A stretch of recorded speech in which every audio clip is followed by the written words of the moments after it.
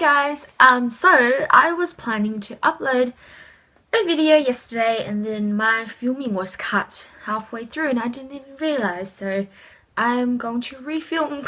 But today I'm doing the opposites book tag, and I shall link the original video down below. I don't remember off the top of my head who it is, but I watched this tag on Heather or the Bookables channel and I decided to just do it even if no one had tagged me, because I don't know, tag videos just seem really fun, and the ones that Heather does are really interesting as well. So let's get to it.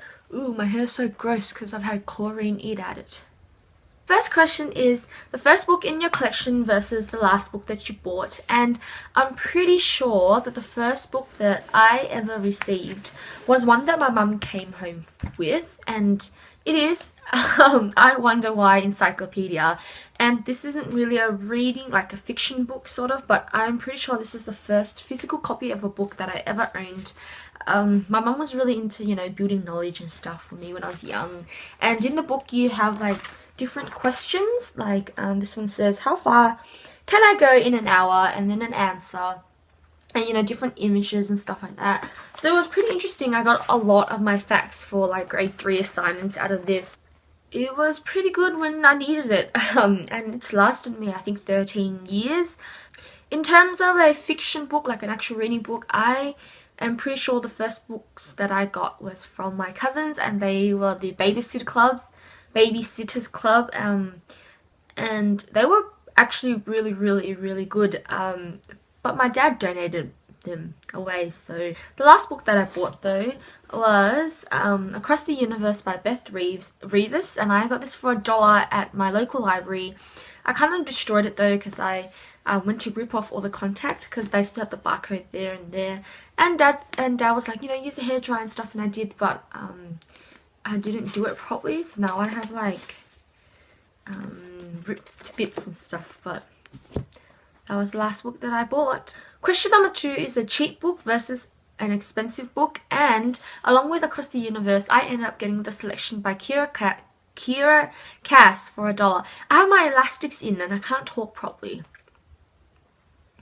Braces problems. So I got this for $1 at my local library as well. It's in better condition than the Across the Universe though.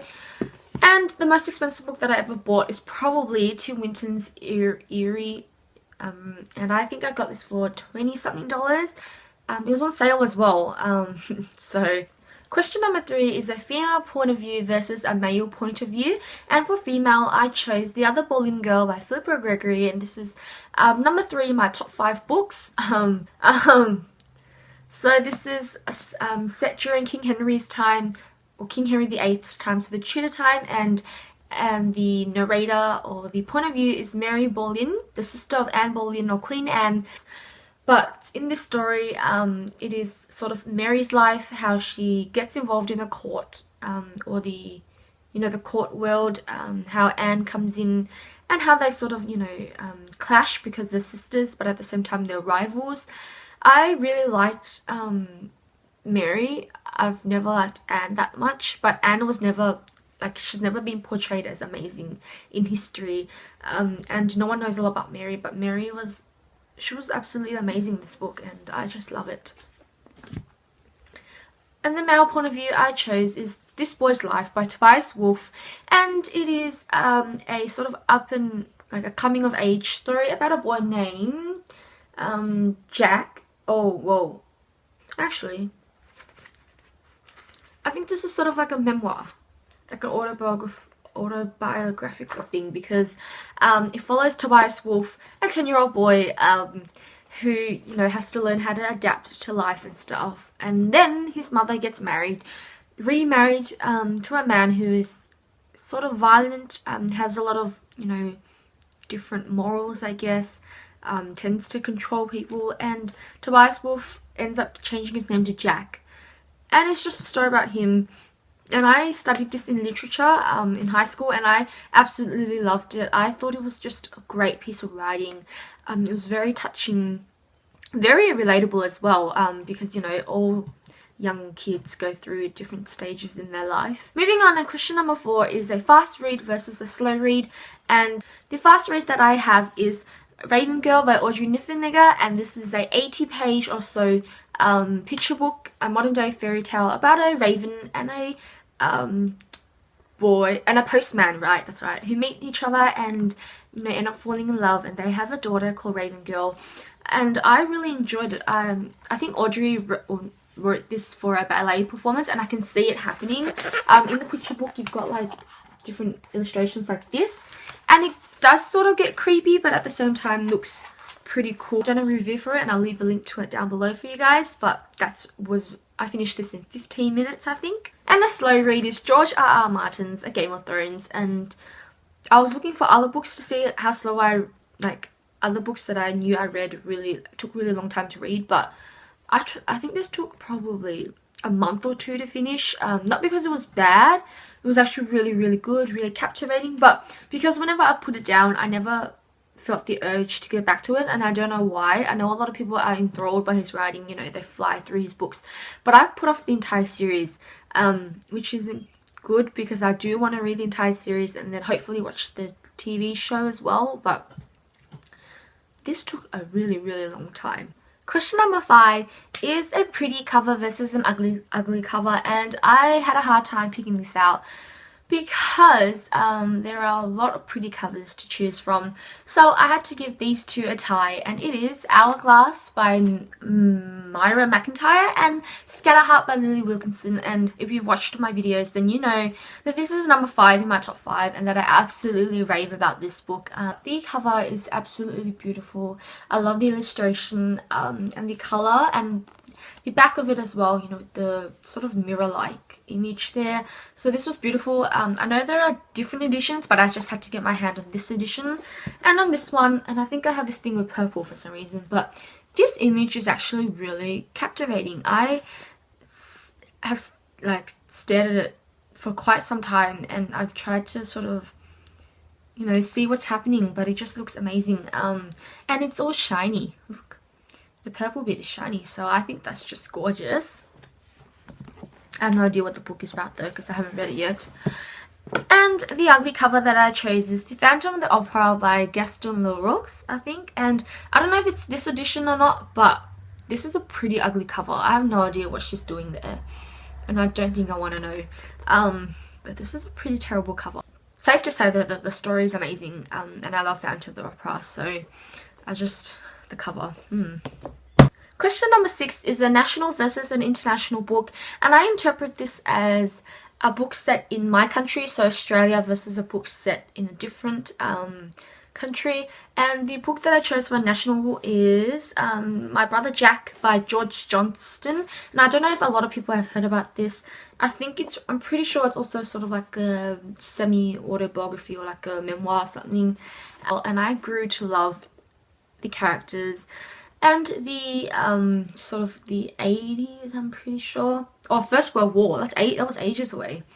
In Australia, I just think David was so like adorable, but I fell in love with Jack and his girlfriend Sheila, and you know, in Australia we call females Sheila, and I just love that he named his character Sheila, or if the character was real and her name was Sheila, you know, that was pretty cool. An international novel I chose was My Lady Judge by Cora Harrison. I read this quite a while back. It is a crime sort of mystery novel set in Western Ireland in 1509, so it was a while back, and the lady is a judge. And I got really creeped out at the end of reading this. I was sort of freaked out by what was happening. But I thought it was also a really good novel, something that I don't think a lot of people have heard about. Question number 7 is a thin book versus a thick book. And a thin book I chose is Patrick Susskind's The Pigeon, and this is tiny. It's probably 80 pages long, 77. I have not read it yet. My cousin keeps telling me to read it. I will get around to it. I mean, it's pretty short, but we'll see what happens. What I chose is The Land of Painted Caves by Jean Emanuel. I think that's Jean. I don't know. My dad got this for me for my birthday. I think because he liked the size of it. He probably didn't even know what it's about. I don't even know what it's about. I have not read it yet. I have not been interested to read it. I will tackle it someday, but this is like a 700-page book, which I know isn't that thick, but it looks pretty big. Like, I'm pretty sure this is the thickest book that I have on my shelf. Number 8 is a fiction book versus a non-fiction book, and this just was a vague question. I didn't know where to start, so I just figured, you know, I'm just going to choose a book from my shelf and recommend it to you guys. The fiction book that I chose is I Am God by Giorgio Faletti. If you don't know, Giorgio Faletti is one of my all-time favorite crime thriller authors, and I've read 3 out of his 4 books, I'm pretty sure. I Am God, though, was absolutely, you know, creepy. It gave me chills, and I finished this at night and I nearly crapped my pants. Maybe I'm over exaggerating, but it was really freaky. This book is about a serial killer who's starting to bomb different places. So a detective and a former press photographer goes on this trip to, or this detective journey, to find out who it is. And when they find out, it was crazy. I did not expect it. I did not expect what was happening. But a non-fiction book that I chose is Petite Anglaise, I'm pretty sure that's how you pronounce it, by Catherine Sanderson, and down here it says a true story. It is about, and I'm guessing it's about Catherine and how, or maybe it's about, yeah, it's about Catherine, and how she runs this blog, and then online she meets this man, and she ends up having an affair with him because her husband, Mr. Frog, is a workaholic of sorts. He doesn't really care about his family. So, you know, she tries to find, or she ends up getting caught in this different relationship, and that, you know, the person's treating her a lot better or something. I read this a while back, so my memory's not very clear about it, but I got it for $2. Question number 9 is a way too romantic novel versus an action book, and I don't think I've read many romantic novels per se. But I think I'm going to hand it to Juliet by Anne Fortier, and this is a retelling, or like a modern day Romeo and Juliet, where the main character is Julie, or Julieta, or something like that, and she is the ancestor of Juliet in Romeo and Juliet, and she ends up traveling to Italy, and there she ends up meeting her own Romeo. And like, I read this in year 10 and I never reread it again. I don't remember much about it. But, you know, if it's a retelling of Romeo and Juliet, I'm guessing nothing can beat the romance, because Romeo and Juliet is all about romance. The action novel that I chose, though, is The Bone Season by Samantha Shannon, and I know that he has had a lot of hype on the blogosphere, you know, last year as well. Like, the publicity for this was crazy. I picked this up for free, thanks to Book World. And at first I was going to choose Vampire Academy, but I stuck with this one because I thought it was pretty action-packed as well. It was really interesting, the concept of, you know, clairvoyance, and how the main character is a dreamwalker, and she can enter people's dreamscape and sort of see what's happening, but she can also use that to fight people off.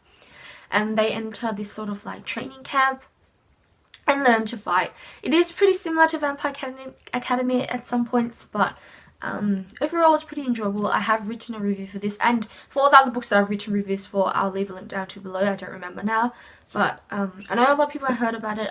Lastly, question 10 is a book that made me happy versus a book that made me sad, and I am going to cheat a little on this because I'm choosing a choose your own adventure book called Pretty Little Mistakes by Heather McElhatton, I think.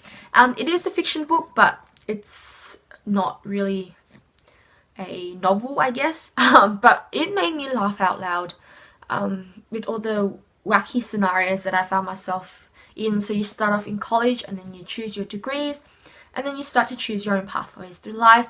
And at one point I ended up getting a sugar daddy and dying for some reason because of it. So yeah, that was really, really fun to read. And I don't have a physical copy of, but I have ordered it. It is Noughts and Crosses by Mallory Blackman, and I don't think any other book has affected me in this way. It was just heartbreaking and beautiful at the same time. So Steffi is a cross, I'm pretty sure, and cross are the dark skinned people, and they are superior to the white people who are the Noughts, and Callum is a Nought. And Callum's mum works for Steffi's parents, so she's a maid, and their relationship, like as friends when they were really young, sort of gets complicated a lot more when they're older, and it was just devastating at the end. I'm just gonna have to say that. but I think you need to read it, that's all. That's probably one book out of all the books that I've shown. I think that is one book that you will need to check out. If I think that is all for today. I will definitely be coming up with a video shortly. I hit a milestone on YouTube and I'm a bit excited, but I'm sort of taking it all in, so I'm not ready to make a video about it yet, but it will be up soon. I hope you guys have a great day. If you guys have read any of the books that I've mentioned, you know, tell me if you liked it or not or anything, or if you want to see a review about them. But I shall see you guys next time. Bye!